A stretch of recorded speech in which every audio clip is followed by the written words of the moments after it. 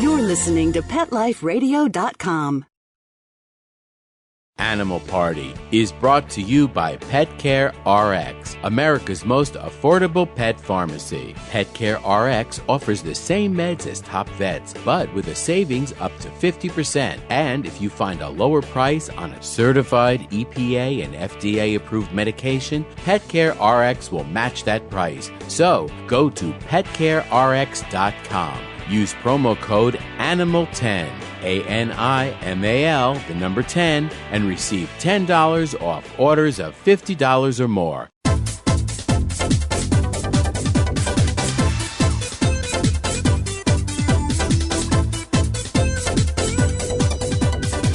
Hello! Welcome back to Animal Party with Deborah Wolf. You're here on Pet Life Radio, and that means you must have received a very special invitation in the mail. You must be on the VIP list coming today to our party. Because, well, today you get the time with a lawyer without the lawyer's bill in the mail. You get to listen to what you need to hear from a lawyer about animals and pets. A lawyer's written a book about that with another lawyer. So they've covered American and Canadian law, and they're talking about issues that matter to you, particularly what do you do to make sure your pets are okay when you die? But they've also got some outrageous stories about people and the millions they left in different situations, and some really positive tips, practical tips, for how to make sure you're picking the right people when you ask the question, will you take care of my dog if something happens to me? Because I think a lot of people stop owning pets. They think, oh, you know what? I won't get a pet. I'm in my 60s and it wouldn't be fair. But there's so many pets without homes and so many people without pets that could be good pet owners. And yes, it would be fair if you make arrangements for them to go to someone who will love them. It would be fair. A dog and cat, they can easily deal with 2 families in their life, or even 3, if all the families are good and love them. So we'll talk about that a little bit later. But we're also going to talk about some trivia. Oh, maybe a funny joke if I have time. And I've got some good news, which seemed like bad news, I have to say. First thing, I got this headline on my email before I clicked on it and read the whole article. The first thing was, stray pit bull, woman attacked in park. And I thought, okay, here we go again. Stray pit bull, woman attacked in park. Who's going to want to eliminate pit bulls now? What kind of legislation am I going to have to talk about? Who's going to be off on the wrong track yet again when really those breed bans don't work? And pit bulls can be good dogs. So I'm thinking all that as I click on the story, and dum-da-da-dum, it's not that story. It's woman attacked by man with knife, saved by stray pit bull. Yeah, we're talking a hero here. And he's not even an owned dog. He's exceptional, really. Now, this didn't happen up here in Canada. This happened in Port Charlotte, Florida. The wandering 65 pit bull mix might have seemed menacing to some passersby, but the woman he saved will always call him Angel. So it says here, she was attacked while leaving the park with her 2-year-old son at knife point. And out of nowhere, she said she didn't even have time to react. Out of nowhere, there's this barking, growling, lunging dog. Big dog, 65 pounds, doesn't sound like much, but pit bull's kind of like a big muscle with a head and mouth when it's coming at you. There's not a lot. That's about all there is to the dog. A lot of power, a lot of force, huge intimidation, speed, strength. You might get a bigger dog, but it would be slower. This is a fast missile of a fighting dog. So here he is doing the right thing. And he ran to the scene, he chased the guy away, charged the man. The man ran off. Yeah, wouldn't you? And then while she called 911, she put the baby toddler in the car and put him in his car seat. And while she was doing this, she opened the trunk to get some things, and the dog jumped in the back of the car. So the police came, and they took the dog to a shelter. And if it doesn't get claimed, it's going to go to this new family who wants to adopt him. I bet they do. What a good dog. And I've always said, when they make parks no dogs, that's not a good thing, because it's the dogs that keep the strange people who shouldn't be there, who have ulterior motives, who are lurking on the sides, those people in check. If my dog's running and fetching a ball for me and some kid starts screaming, he's going to go check it out. If my dog's just walking with me, just the sight of a 70, 65-pound dog in a park makes the guy think, you know what, maybe I'll try somewhere else. Maybe these people aren't going to be so easily victimized. There was a reason he picked this woman and this kid. He didn't pick somebody with a pit bull, but he got somebody with a pit bull because there was a pit bull around doing the right thing. Now, probably the dog is owned because it is well-trained and well-socialized and knew to do the right thing, but dogs do have a tremendous ability to hone in on who's the danger, who's the threat, and who's the victim, whether they know you or not. And they have a tremendous sense of justice, too. So to defend the weak from someone who's got bad motives, especially if the dog loves children, knows families, would be an easy transfer for him, even though he doesn't know this family. If he protected a family once or thought that was his job because they cared for him, then he would protect another. So I think this is an amazing story, and it makes me really happy, and it's a good way to begin our talk, because today we're going to have on the show Barry Seltzer, author of Fat Cats and Lucky Dogs. He's also a lawyer. And it's all about what you can do so that you can have pets when you're older. And so that even if something unexpected happens, there's some place for your pets to go besides a shelter. And we all think, oh yeah, well, I made a handshake. I told somebody. I got my sister or my friend or my neighbor to say they'd take the dog. Or my best friend loves me so much, he'll take the cat. Well, we'll find out why that's not the way to go. There's better ways to go. And it's not necessarily as complicated as a lot of legal fees either. But there's a better choice. There's a person who's better in your circle of friends and family to choose. And we'll discover that with Barry today. So welcome to the show, Barry. Thank you very much. So your book, Fat Cats and Lucky Dogs, why did you write this book?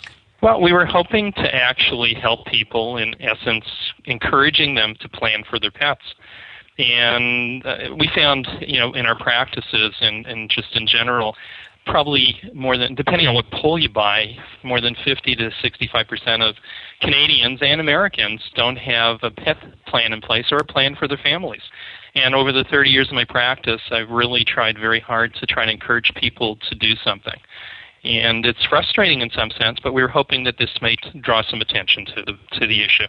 Well, one thing I've noticed is sometimes the pet is not connected to the money.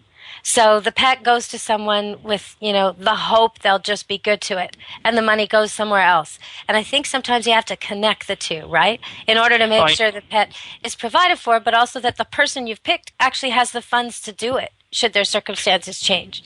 Very much so, and very often people forget that it's also a very large time investment. And the people that you're choosing, not only do they have to care for your pet, they have to actually get along with your pet and vice versa. And then you don't want to become a burden. I mean, you don't want to put them in a position where they're financially worse off than they were before the pet came to visit, because the pet may not end up staying there as long as you'd hoped. It might become so burdensome, or if there are veterinarian bills that are so excessive, they may be forced to make a choice that they would rather not make, but be forced to. So it's a good idea to let some of the money go to the place where really it can do the benefit that you had intended, and also encourage the person to continue to take care of the pet, but not so much money that they'll want to get rid of the pet and keep the money. Well, yeah, and if the pet is connected to a sum, it means that anybody in your circle who loves pets, for that person, your dog or cat is actually the cheapest animal they can own. It's the easiest. It's the most convenient. So you become a really good choice for anybody you know that loves animals. But that's another mistake I see people making. They don't necessarily pick the person who maybe they only see a couple times a year, but they love, that person loves their cat and is always oohing and awing over the cat and saying how much they wish they could have a cat. And, they don't pick that person. They pick someone that's really close to them, the human, but maybe is allergic to cats, or maybe doesn't like dogs, or maybe is single and in the next couple of years is going to get married to someone who's allergic or doesn't like dogs or cats. So sometimes their choices can be a little bit off, I think. Do you find that too? No, I think you're 100% correct. And in terms of choosing, it probably is a good idea to have discussions before you choose, and maybe choose more than one person and alternates. And in doing... Yeah, and in doing that, you might find that you're sort of covering the bases. There's no level of perfection. I mean, things change, circumstances change, as you pointed out astutely. Individuals' lives change. They move. They become incapacitated. They develop allergies. There could be any number of reasons. I mean, they get married, and the other person, like you said, may not have a disposition to a pet or be allergic. So you truly have to make it as flexible as possible and comprehensive in the sense of choosing the right people for your pet or pets. And that brings up another issue when you have multiple pets. Should they all be going to the same place, or should you make arrangements for different and varied people for different types of pets? Not everybody wants a snake or a rabbit or a rat. Or 7 cats. Yeah, I get you. So it's important. I mean, it's a hard decision. You think about it as you would a child, in the sense that if you have a wonderful child, and if God forbid something happened, how hard would it be to decide where your child would be raised and how your child would be raised? So again, it begs the question. When you say that, I think some people are listening saying it's not a child and getting offended. And I think sometimes when pet owners go to a lawyer and try to even talk about this, they might be embarrassed to even bring it up. They shouldn't be. Do you have to encourage people? Do you ask them? Do you have a set form that you've now added a slot to? Any pets in your will questionnaire? It's been in our form for years. We do ask, and at least 3 to 4 clients have a pet provision, and no one is comparing pets or companion animals to children or elevating them above or in any way making children any less than they are. We love our children. We can also love our animals. And the fact is, if I'm going to take care of individuals that I become responsible and I feel responsible to take care of, it would not only include my children. I have 6 of them. It would include my pets. And I don't think in any way that diminishes, the plan. I mean, the idea for us was plan for your family and your pets. So we're including them. We're not excluding them. And the law is moving in that general direction. I mean, you're seeing, in Alberta, there was a case of a truck driver several years back, I think it was around 2004, who had a custody dispute and a support dispute with his wife over their dog. And as it turned out, and I believe the dog name was Crunchy, and he was a St. Bernard. And so he ate quite a bit of food. He was ordered to pay dog support and food and other expenses. The decision about access was not made, but the courts are moving in a direction where they're looking at companion animals as something more than merely an animal, and certainly maybe less than a child, but to be treated differently than other types of creatures, which is, also changing. This is a great place to stop and go to commercial. When we get back, I'm going to ask you about some of the more extreme cases in your book, because some of them are really entertaining. But then I'm also going to ask you more on this general topics, because I'm really interested to know. It seems to me that it's really unfair, that the sentences aren't strict enough when it comes to doing you want to talk about animal cruelty, sure. Yeah, so, and no it's problem. Really random, and I want to understand a little better why it seems like that. And I think people are always sending me emails like this, like when Michael Vick didn't, in most pet owners' minds, get enough time and enough of a reprimand. There were so many emails coming into me like, why not? Explain the law to us, please. And so I'm going to ask you after the break, but I'm also going to tell people this idea that you've just been talking about, that animals are becoming more and more part of our lives and getting more and more rights and respect, is really true. And it's not necessarily universal all over the world. It sort of goes in different stages in different parts of the world at different times in history. But I wanted to point out, since we just had the American elections, by-elections last week, that there is some history, long history with animals and Americans. And so I want to ask you all, what do Calvin Coolidge, these are famous presidents, what do Calvin Coolidge, JFK, and founding father George Washington have in common pet-wise? And we'll tell you later in the show. Stay tuned to the Animal Party. We'll be back with Barry Seltzer talking about some outrageous wills and also about laws and animal cruelty.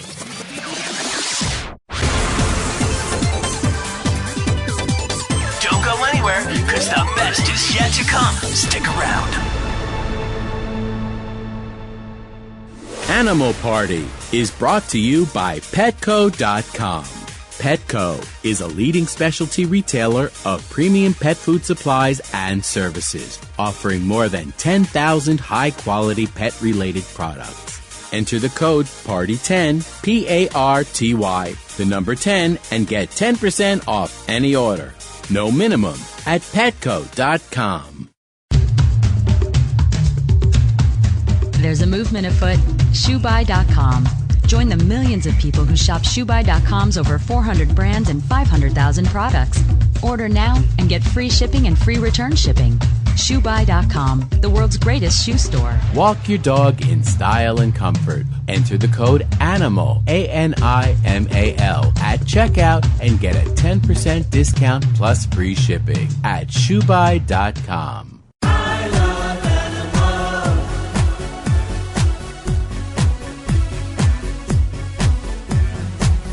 You ask the question, what do I want?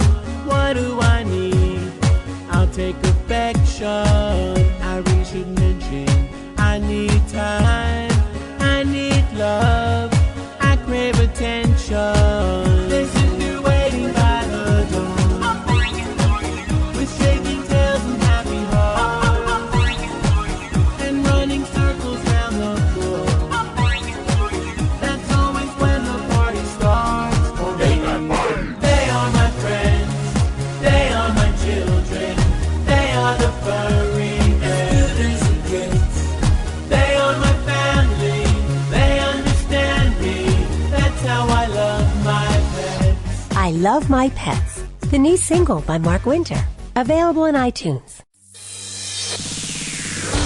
Coast to coast and around the world, it's Oh Behave with Arden Moore. Find out why cats and dogs do the things they do and get the latest buzz from wagging tongues and tails in Rin Tin Tinseltown. From famous pet experts and best-selling authors to television and movie stars, you'll get great tail-wagging pet tips and have a fur-flying fun time. All Behave with America's pet edutainer, Arden Moore. Every week on demand. This is the place for a special paparazzi treat. Only on PetLifeRadio.com. Let's Talk Pets on PetLifeRadio.com.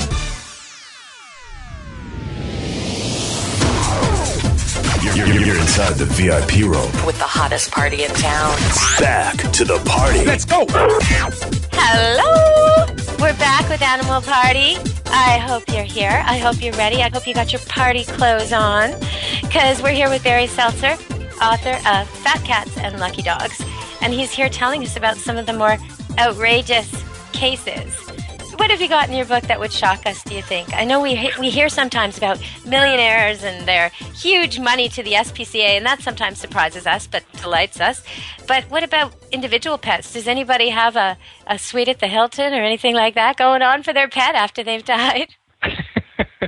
Well, there are a lot of things that are actually happening and changing. I mean, in terms of the area of family law, you have, the United States and Canada. There have been custody disputes over pets, usually dogs, and one California couple fought over their pointer greyhound by the name of Gigi. And Gigi was adopted from a shelter, but the legal fees to dispute who would get custody went beyond $100,000. And the 3-day trial included testimony from animal experts, and they were called upon to determine which home would be better. And eventually, the woman in this battle was granted full custody when she played a day-in-the-life video of the dog in court, and the judge determined that she would be better able to take care of the pet than the husband. And so you have, obviously, Leona Helmsley was in the news with trouble, but Leona Helmsley was not the only person to provide substantial sums of money, for her pet. In this case, Trouble was given $10 million. At the end of the day, it was reduced, and unfortunately, Trouble have to get by on a measly $2 million. But, people think that's strange, but she had $4.5 billion in her estate and left most of it to animal charities and assistance. In fact, even though she was... I want to interject. If anybody who knows Trouble is having trouble taking care of Trouble, even though Trouble is obviously Trouble, I'm volunteering. I want to take care of Trouble, and I will treat her so great. Oh, man. No, but you know what? That brings up something. Trouble, I remember, was not a nice dog, right? Isn't she a biter? Apparently not. Yeah, right? Apparently not. So that's something people can do right now, even though sometimes we find these bad behaviors quite cute. A little dog who's at strangers or people who visit, or a dog who's nippy or bitey. If we don't have children around, we sort of pretend it doesn't matter that he's like that with kids. Okay, if you pass, you need him or her to be the most adorable, likable, easygoing pet ever for people to be putting up with it. Not as a puppy, not as a kitten, not as something they chose. So if your dog can go anywhere, on leash or off, come sit, stay, heel, is good with kids and good with people and respectful of the dinner table, there will be people who will want to take him, even if he's older, even if he has a lot of brushing to go with his maintenance, even if there's something like that. And if that's something, you could set up some of the money to go to grooming if it's a dog that needs to be groomed. But with... And the same with cats. If you've got a cat who doesn't use the litter box or reliably, nobody's going to want that cat. Nobody's going to put up with it no matter what you do with your will. So you got to figure out a way, get a trainer, get a behaviorist, get the books like Cat Wrangling Made Easy from Dusty Rainbolts, or, the information is out there. You can go on my website and there's free cat tips right there. There's cat tips for a cat won't use a litter box, cat won't be nice to kids, dog won't come, dog won't heel. It's all there. But work with your pets so they are social and well-behaved, because they'll have way more opportunities then. And some of these pets live like 80 years if you're talking about a parrot. So if you're going to try and place a parrot, you better not be one who attacks other people. That's not good. Okay, so Barry, what do you want to tell us about cruelty? Because you've been telling us about divorce laws a little bit and some general things about how the law is changing. What about cruelty? Is it true that, like, my emails are telling me they're very upset with the fact that sometimes someone will hurt an animal and get 5 years or 6 years, and sometimes they seem to get community service or nothing? What's going on with them? Well, there are two things. Firstly, the United States and Canada really have different laws. So we can talk a little bit generally, if you would, about the provinces in Canada that are sort of not doing as well as the other provinces. Strangely enough, Ontario, Nova Scotia, Manitoba, and New Brunswick, based on a study that was done by the Animal League Defense Fund, are really rated a bit better than provinces such as Alberta, Quebec, and the Northwest Territories and Nunavut. Now, that's not to say that they are better. Everything seems to be moving in the right direction. But in the United States, you find that, again, the worst 5 states are Kentucky, North Dakota, Hawaii, and Idaho, and Mississippi, and Illinois, Maine, Michigan, and Oregon, and California seem to be doing a bit better. The purpose of the law really is not to give animal legal rights. The purpose of the law is really to deter violence against humans as well as protect the animals from mistreatment and cruelty. Now, you do have cases all over the place, and some of them are unusual, and some of them, like the Michael Vick case, is unfortunately more common than it should be. One of the cases really was a determination of whether goldfish are animals. And interestingly, in the New York Supreme Court in March of 2004, the court did hold that this fellow Michael Garcia would be convicted of animal cruelty because he stomped on a goldfish in front of a child. And, the law there did, unfortunately, not maybe go as far as it should have. But the cases are all over the place. I mean, it's not unusual for people to be convicted but be given suspended sentences. And again, people are charged for all different things. Now, on the strange and unusual side, both in Toronto and in Minneapolis, in Winona, Minneapolis, they both had cases where a pot-bellied pig was allowed to become rotund. And as a result, in this case in the state... Oh, the eyes, I bet. The eyes. Did that happen? Did it go blind? Well, no, I'm not sure 100% if one or the other didn't, but one hit about 150 pounds in about 9 months, and sadly its collar became embedded in its neck and had to be removed surgically. And I've seen that with dogs too. As your animals are growing, you have to keep checking their collars. It can be hideous if you don't. Got to take care of them. You know what? It's obviously a statement about the individual and how society looks on this. But truly, in Canada, the laws do not have the same teeth. The criminal code, treats this as a non-indictable offense in terms of cruelty, and animals are still perceived in Canada to be property. It's hard to discern, any pattern that is really coming out because the cases are all over the place. Anyway, interestingly, in Birmingham, a woman, she put her pet spider, Boris, in an envelope and tried to mail him home to Northern Ireland. And she was charged with abandonment, believe it or not. Oh, that's and in Somerset, another fellow tried to put his pet turtles through the mail and was charged with neglect. So, the courts and the system... That makes sense to me, though. That makes sense to me. These animals should not be put in the mail. But I wanted to say, when you were talking earlier about the guy getting in trouble for stomping on a goldfish, now some people might have trouble with that because a fish is sort of like food, and what's the problem? But when you said it was in front of a child, that's what triggered me to go look up this stat I have. It's from the Humane Society of the United States stat from one of their website pages. And it says up to 75% of domestic violence victims report that their partners threatened or killed family pets. Okay, so 75% of the domestic violence cases have pets involved, either being threatened or killed.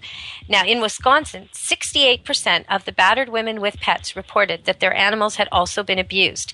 And these incidents, 75% of these incidents occurred in the presence of children. Now, why is that happening in front of children? Part of it is the abuser will use the pet to coerce the other members of the family.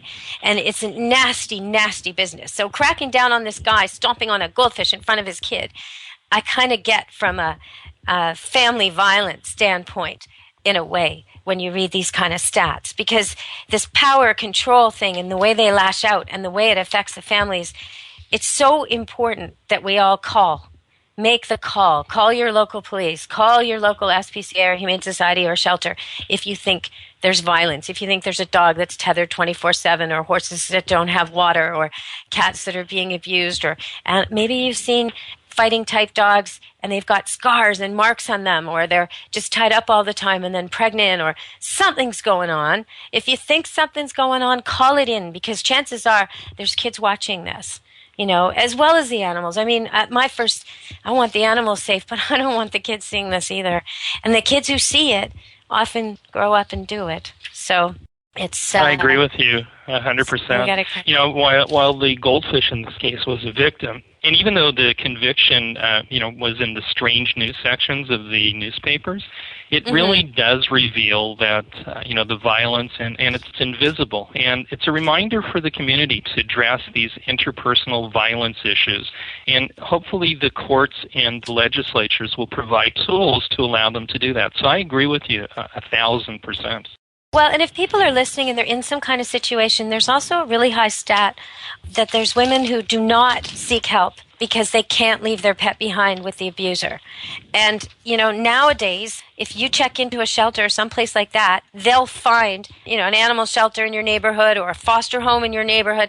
They'll make something work so you don't have to leave the animal in that situation. So don't let the animal keep you and your kids in danger because of this abuser. And I shouldn't just say women. It doesn't necessarily have to be women that are victims. And I just... Any person 32% of the battered women report that their children had hurt or killed animals. So those are the ones that know of it, right? They've been abused themselves, and they see in their children that they're hurting or killing animals. So we've really, this is a huge part of the violence cycle that we can affect. It's kind of a good news thing. We can now. Before you couldn't do that. You had to leave the pet. Now you don't have to leave the pet, and you can get out of there. Okay, so we talked a little bit about how things compare. So would you rather be a dog or a cat in Canada, or a dog or a cat in America, based on the laws?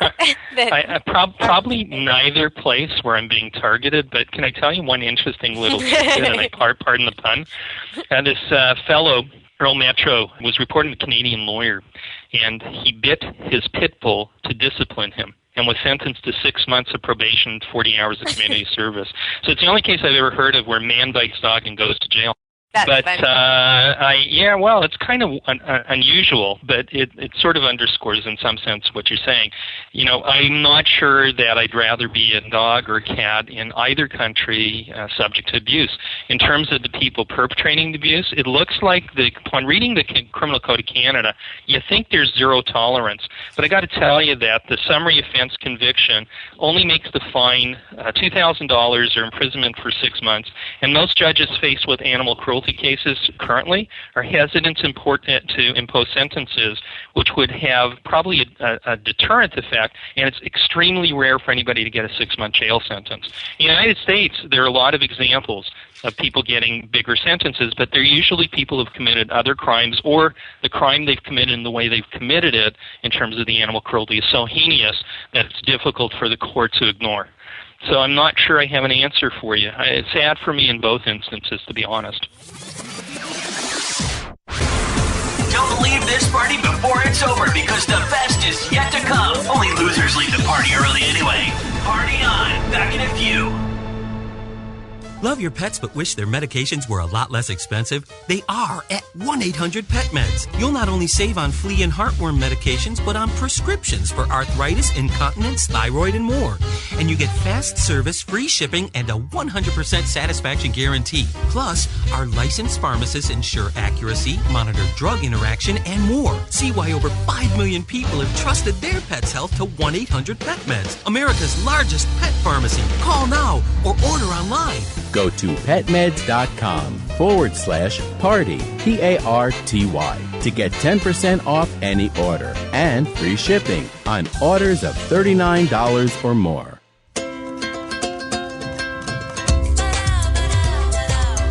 At Petco, we really love pets. There isn't anything we won't do to make sure they're getting the best products and the best care.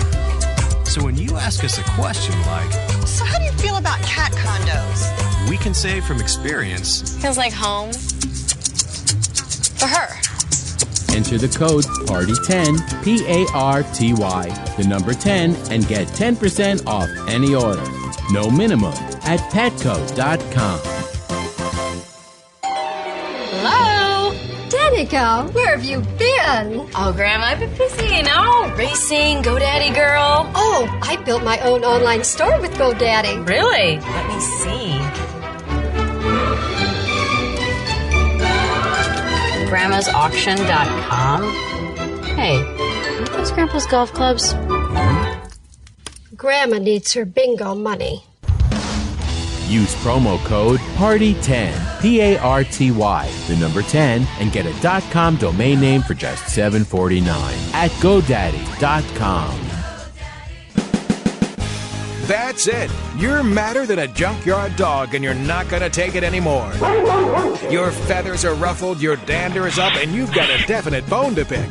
Join us each week on Pet Peeves, the show that lets you dig through the dirt and unleash your passion for pets. Your host, pet expert and award-winning author Amy Shojai will talk about what makes you howl and what hisses you off. Pet Peeves every week on demand, only on PetLifeRadio.com.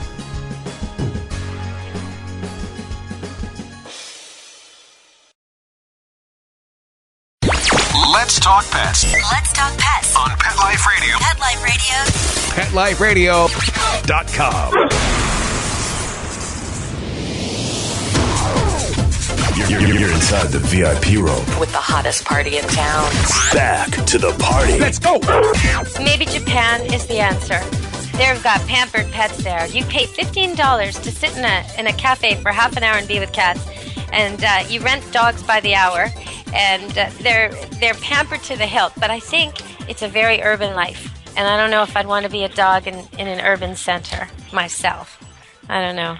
You know, you didn't mention Missouri in your list of states that were trailing behind a little bit on protecting animals, and I found that interesting because apparently the huge number of puppy mills are there's 3,000 puppy mills in Missouri, and it's like the most of all the states. So 30% of the entire puppy problem comes from Missouri, according to the latest stats. And there's been a proposition there to try and deal with this. So I'm wondering, where do you think Missouri fits on this? Well, Missouri they have a felony provision. You know, their statute for neglect, they have a $500 fine and imprisonment for 15 days. It's not gigantic. Abuse, as it's defined, it goes up to a year. And where there's torture and mutilation, the fine goes to $500 and imprisonment for 5 years. But I'm not sure how many people are being given that sentence.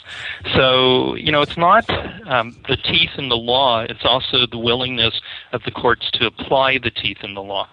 You know, and I'm not going to sit here and tell you that I've done a comprehensive study of, each state and each of the decisions. No, I that's haven't. good, though. You kind of help us understand. Because it is difficult to understand why someone could hurt a cat or kill a dog in one state or province and get 6 months and maybe even not have to do that somehow. And someone else might get 8 years, and why that is.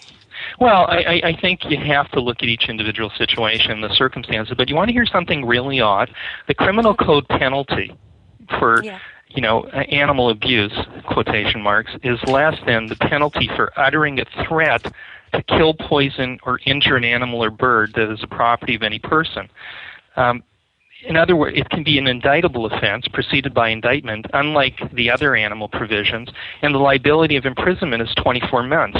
So it's a greater penalty if you threaten to do something like that than if you actually do it. Now that's kind of very strange. It needs to be fixed. There's errors. Well, it there. does.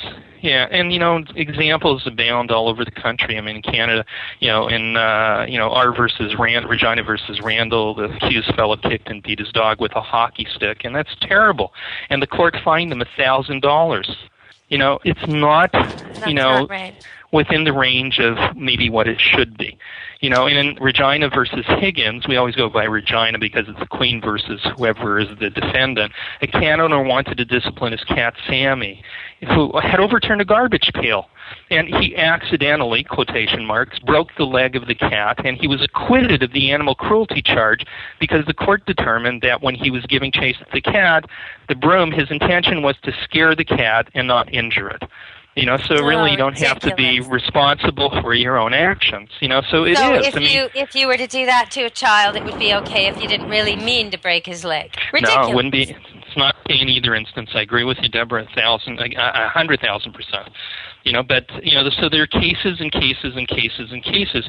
Yet in Broadmoor, a man was sentenced to animal cruelty in the United States. Louisiana SPCA, there was a German Shepherd there who was malnourished, and you would know better than I, and maybe you can tell people. He was at 38 pounds. I'm not sure what the weight of a German Shepherd should be, but I know not. 38 pounds is what a Cocker Spaniel would weigh. A big one, but still. It's a medium poodle would weigh 38 pounds, maybe if it was a slender one. We're not talking German Shepherd. German Shepherd should weigh, the smallest female would weigh at least 65 pounds, but most of the boys would be closer to 90. So that's a third what he should be. That's like terrible. Skin and bones barely surviving. His ribs were showing, you're right. That's just terrible. This was the second time in 2 years that this guy was charged with animal cruelty. And so, the dog, fortunately ended up with a foster family and now has gained weight. But he ended up having a 45-day jail term and was ordered to pay a $684 fine. Your ticket for driving with your cell phone is almost as large as the fine that he had to pay. That's ridiculous. It is. Well, so what can we do to make things different? Is there a way to lobby? Is there a way to petition? For sure. Do you go? I guess a good start would be going on the American SPCA's website, going on the HSUS website if you're in the States, and looking at what they have there to sign up. Because there's all kinds of online petitions for your area, for your region. They're working on stuff right now. So you can join that way and then find all kinds of links from there. But what do you do if you're in Canada? I think you could do the same thing, and certainly we can lobby politicians, we can advocate for changes in the law, we can actually, as you said, file complaints or bring it to the attention of the authorities. But the other thing is, police in some states and in some jurisdictions here are not as familiar with the statutes and the laws as they should be, or not inclined to apply them. And in some ways, you have to encourage them to do that. I'm not saying they're not doing their job and they're not interested and they don't care, but maybe sometimes they're overworked and undermanned or underpersoned, and quite frankly need to have some encouragement. So there's lots you can try to do. There's no guarantee it's going to change, but it is moving in the right direction. And you want it to be within reason, but you also want it to be effective, and try and prevent people from doing this, and also maybe try and find them the opportunity to get the help they need so that it doesn't get repeated. And with Michael Vick, when we opened up and talked about him, interestingly, he ended up at the end because I guess they were overbooked at the prison, serving his 23-month penitentiary sentence. Well, he was expected to move into a halfway house and then be electronically monitored and complete his sentence at home. So, it's an interesting way that people have that opportunity to elude the full punishment. The rehabilitation of the dogs he damaged has taken longer than that. A lot of them actually will never be rehabilitated because they're no longer with us. A lot of the dogs were put to death in a heinous way. But some were rescued, and even though this is an example of very harsh breed and breeds and very strong breeding toward those traits in individual dogs. So you've got very potentially nasty, difficult, aggressive dogs who've actually been used and trained in that way. So as difficult you could get, the ones they fostered out, they're all doing great. Some of them are already in homes and stuff like that. But it really stung when he was released before we were done with the work on it's like if someone hurts a person and puts them in the hospital and they're out of jail before the person's even out of hospital. It just doesn't seem right, Can I ask you a question? Sure. I'm curious to know, because I've heard it said that particular breeds, even though they may have a predisposition, it takes someone who takes care of them and trains them to bring that out, and you can try and mitigate that by training them differently, even pit bulls, so that they don't necessarily have to have that aggressive behavior. Is that true? Well, dogs who have been bred over the years to be tough and security type dogs, or as indeed pit bulls were sometimes pit fighting dogs, they have these skills, they have these abilities, and everybody wants to go with their strength. The golden wants to go swimming because it's a good swimmer and it feels good and it's been bred to do that, and all its fathers and grandfathers and great-grandfathers and grandmothers, they were all swimmers too, and that's why it was bred for that way back when we needed them to get our duck out of the water, that kind of thing. So they've been bred for function. So they kind of have a default to go to their function in some ways. But that function can be to protect the family. It doesn't have to be to go out and seek conflict with other dogs, or other people, or to be aggressive in an uncontrolled and random way, or to our mind random, because it's all about the dog. From the dog's perspective, it's just aggressive with everything. And in a lot of cases, what we're talking about are intact dogs. The percent of dogs who bite people that are not neutered is in the high 70s, and it's usually males, not females. And the most often people bit by dogs are usually, and this is the one I hate the most, they're usually, if you had to pick one person on the earth to get bit by a dog, it would not be a robber, and it would not be a stranger. It would be an 8-year-old boy who knows the dog but not well. That's the target. That's the, so what is it always pit bulls? No, Dachshunds bite more people than pit bulls bite. But it means if you have a breed that's got these skills and propensities and has been bred for these things all, it's like, you got to do the training. You got to be firm with it when you first get it. You got to learn how to train it properly with lots of positive incentive and exposing it to everything you want it to understand. You can't just bring out a Rottweiler, a Pit Bull, or a German Shepherd, even a dog who isn't, Shepherds were for herding, but even a dog who isn't for fighting, but a strong dog with a strong personality. You can't just bring him into a situation for the first time at 3 and expect him to know how to deal with kids all of a sudden. You have to train him. Now, if I get a 3-year-old dog like that that's never dealt with kids, I can train him then and there, no problem. We can get that dog to be good with kids for sure, but you have to train him. You have to spend the time teaching him how to behave. And so there's trainers to help you if your dog's older. If you get a Pit Bull or a Rottweiler, a German Shepherd, a Doberman, any dog that's strong-willed and strong-bodied, you got to train it a lot and spend a lot of time with it when it's growing up and expose it to a lot of things, and then you'll have a good dog. You'll have a great dog. You'll have a dog like the Pit Bull on Little Rascals that protects the gang, There's no reason you can't. But I think the Pit Bull breed ban laws are mistaken because they target only the good owners who care about the laws and rules, and only the people who have registered purebred pit bulls, which is a fraction. And then they don't target all the other dogs who are problems. So it really has to be targeted more at behavior and education. Plus, when they do a breed ban, the breed just gets worse. These people who want to fight dogs, they just pick a different breed or they make a different breed, and it won't be better than a pit bull. It will be worse. So it's cracking down on it and reporting it. So, Barry, we're almost done our time here. Thank you for asking me that question, though, because I love to talk about dogs I love, and I love all dogs, and I don't like it when one breed's persecuted. But I want to ask you, if you want people to know one good message to leave them with from fat cats and lucky dogs, which they can get and inform themselves, what would it be? What should people take away from this book and from hearing about it with you that'll make them want to pick it up at the store? Well, I hope that it's interesting and informative, and that when they do get it at the store, that they're happy they did, and gives them a lot of information. But I also hope it encourages them to plan for themselves and their families, which is really the message underlying everything that we've been doing. And, in that regard, whatever we can do to help, we're happy to do that and encourage it. As you heard from Barry, the book is full of outrageous stories. He's got them at his fingertips, but they're all through the book, too. People who left a lot of money to their dog. But sometimes people leave a lot of money and the dog still ends up in a shelter. So I want you guys to really think about who you pick and make good arrangements and have good discussions like Barry's suggesting. Make sure there's a few options in case the person who wants them most marries someone allergic or loses their house or has to move or gets ill themselves. If you're talking about a long-lived pet, you got to really think about alternates and maybe pick some younger people too. But for now, I think we're done, Barry. And where can they get your book? Well, it's available at Amazon.com, www.fatcatsandluckydogs.com. Or you can link to it right through this website on Pet Life Radio. You can just click and order the book right there, I bet, because we set that up at Pet Life Radio to make it easy for you. Because when you hear a good guest, you want the book right then and there, and there it is. It's got a Shar-Pei on the front and definitely a fat cat. That cat is too fat. And a parrot. And so, or actually, I think it's a cockatiel. It's a cockatiel.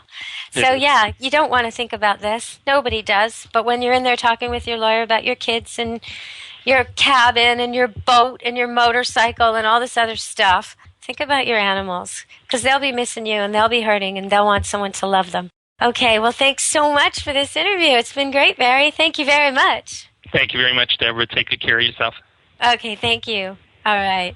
So that was Barry Seltzer. And I should let you all know before we leave the party what the answer to the trivia question of the day was. If you want a friend in Washington, get a dog.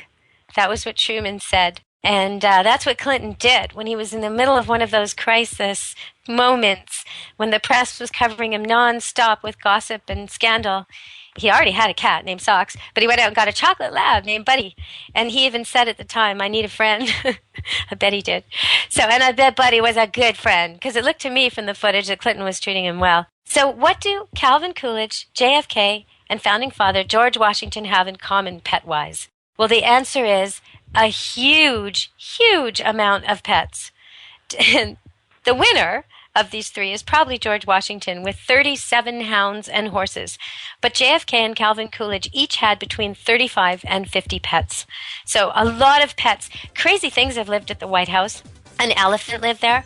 Sometimes heads of state would give pets and animals to the White House. So they couldn't be refused. So there were a lot of animals at the White House.